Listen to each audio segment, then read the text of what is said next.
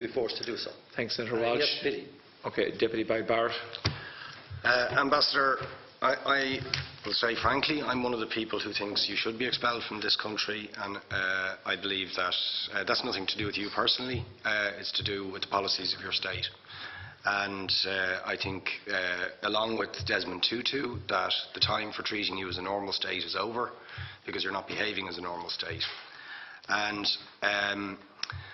I just want to ask you questions, really, in relation to that contention. And I would just say, for the record, it certainly isn't motivated by anti-Semitism in my case. I mean, for example, when disgraceful attempts were being made to downplay the horrors of the Holocaust by people like David Irving, I brought a Jewish Auschwitz survivor to this city to organise meetings and get her on national television to remind the Irish people about the horrors of the Holocaust. And I would do so again if anybody tried to downplay the horrors of what were done to the Jewish people. But it is precisely because I'm opposed to racism that I oppose what your state is doing and what it stands for. So I just want to ask you a few questions in relation to that. And I should also say, by the way, I lived for a year on Moshav Neot Hakikar in the Dead Sea in 1987, 2 weeks before the first Intifada broke out. That leads me to my first question. You have tried to cover over what you have done, the killings of innocent people in Gaza on 3 separate occasions over recent years, the seizure of Palestinian land and so on, by attacking Hamas. Now, why don't you just admit that Hamas didn't exist when the first Intifada took place? They didn't set up an armed wing until the early 1990s. And that there was a reason that PLO were in Tunis at the time, exiled, effectively not present. But the ordinary Palestinians rose up because you denied them basic rights. I lived there. It was apartheid. It was racism. It was endemic. It was rotten. Absolutely, I was shocked within weeks of living there to see how you treated Palestinian people. And isn't it the fact that the law of return, which is the basic law of the Israeli state, is a racist apartheid law because it confers rights on Jews that it denies to Palestinians? It allows, for example, if I was Jewish and had never stepped foot in Israel, I could claim citizenship there tomorrow, but 6 million people whose origins are in what you now call Israel, who were forced out in 1947 or 48, do not have that right. Isn't that part of the reason why the Palestinians are in dispute with Israelis? Because you deny them the right to return to their homes and to their land and to their villages, and that they have a legitimate claim, even under international law, to return, but you deny them that right. Why do you deny them that right? And why do you give that right to other people who have no connection whatsoever with the land, whether you call it Israel or whether you call it Palestine? Why do you continue to seize land, if you're serious about Oslo and the two-state solution? Why do you continue to seize land, which under that agreement is land designated to be Palestinian land? 500,000 people, most of which has taken place since Oslo. You allow that to happen. Why do you allow it to happen if you're serious about giving this land to the Palestinians? It's absolutely extraordinary. And it just, are you not just taking us, Ambassador, for idiots? That you can say with a straight face, we're serious about peace, but while we're serious about peace, we're going to seize Palestinian land. And you expect the Palestinians to just sit back and do nothing about that. And the world to accept that that is an acceptable way to behave. And you asked earlier on, could we have some constructive solutions? Now, you know what the Palestinian people have been asking for. Far less even than some people would ask for. Because I believe the whole apartheid system should be dismantled. But what they've asked for is to lift the siege of Gaza. Just to lift the siege of Gaza. Let them have an airport. Let them have ports. Let them not be dictated to by a government for whom they do not vote as to what can go in and out of their territories, whether they will have power, whether they will have clean water, whether they will have medicine. What makes you think you're allowed to have nuclear weapons and the 4th biggest army in the world and visit destruction on the people of Gaza But they have no right to defend themselves. They have no territorial sovereignty over that land. Could you ask questions, please? How do you justify that? Yeah. All right. How do you justify those double standards? And very lastly, Ambassador, people like Bishop Tutu, Nelson Mandela, and I would certainly describe your state as a apartheid state, with different laws for people depending on their race or religion. Now, isn't that just the case that, for example, at checkpoints going into the West Bank, there's a channel if you're Israeli or European, and there's a channel if you're Arab? Just because you're Arab.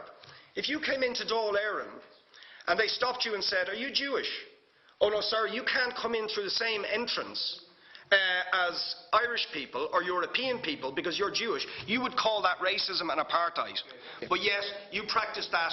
You practice that with your checkpoints and your military barriers and your apartheid wall. How can you justify that? All right, thank you. Last, Mr. Boyd Barrett, I think that I haven't heard so many cliches in such a short time for a long, long time. You belong to those who think that I had to be expelled from this country. I'm sorry to delude you too. And the fact that you mentioned a few times already this afternoon that you are not anti-Semite raises questions. I'm not saying that you are. Disgraceful comment. I'm not saying that you are. Absolutely disgraceful comment. But the fact that you mentioned it, I never claimed that you're an anti-Semite. The fact that you mentioned it. Your document did. Now, you said that you experienced, you lived in Otakikar. It was very hot and dry there. I know the area very well. And you saw that Israel is a racist country. I know what you've seen. You've seen all these buses in which only Jews, Ashkenazi Jews, can enter, because the buses for Ethiopians, Russians, and Mizrahi Jews is a different bus. You probably saw the supermarkets to which only Israelis can enter. Arabs are not allowed. Or you haven't seen that, because these things do not exist in Israel. You know damn well that Israel is not a racist country. Israel is a country in which everyone has the same rights. Every person doesn't matter to which religion or which orientation he has the right to vote and be elected. We have in Israel politicians that represent the minority, the Arab minority. We have judges at different levels of the juridical system. We have army officers. There are a lot. We have diplomats who are either Druze or Bedouins or other kinds of Arabs. And we are very proud of that, because Israel is a democracy that respects the rights of everyone. I know you can say that you don't believe me, but I saw it for myself. You've been, exactly, so you've seen different things. Okay, please, I don't want this getting personal. Okay. Now, there are people, and I think you hinted towards that Israel was trying to mass murder the civilians of Gaza. In 2000, Gaza population was 1.2 million people. Today there are over 1.7 million people. That means that we are doing a very bad job trying to commit genocide to these people. I think that Israel proved the opposite. Israel proved that it tries to avoid the loss of life of innocent people. The fact that this huge army of Israel did not cause more than, and I'm saying again, it's a terrible figure, hundreds of people died, but again, it could have been much, much worse than that if Israel wouldn't have been very careful when it was retaliating towards the Hamas. You speak about the right of return, which is another interesting phenomenon. What you're speaking about is a destruction of the state of Israel. That's exactly what you're talking about. Because giving the right of return to every Palestinian after... Wait a minute, I'm speaking. Please.